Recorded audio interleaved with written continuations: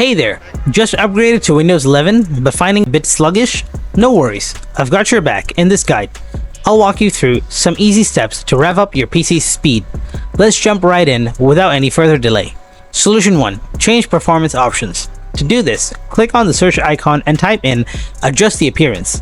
Then select Adjust the Appearance and Performance on Windows. After that, click on Adjust for Best Performance. Hit Apply and then OK. Voila! Your computer should feel snappier. Solution 2. Change power mode. For this, open up Settings. Next, click on System from the left side menu, then navigate to Power. Now click here and select Best Performance from the pop-up menu. This should give your computer a noticeable speed boost. Solution 3. Disable Startup Apps. To do this, right-click on the taskbar and choose Task Manager. Then switch to the Startup Apps tab.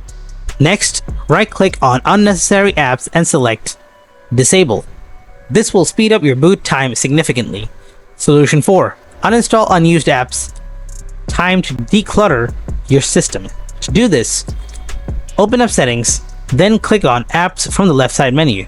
Next, select Installed Apps. Now find apps you don't use.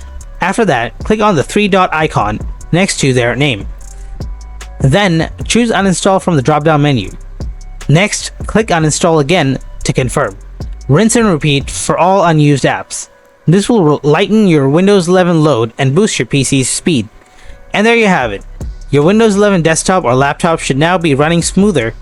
If this guide helps you out, show some love by subscribing to our channel, and don't forget to drop a like. And if you have any kind of questions, please ask them in the comment section below. Thanks for watching.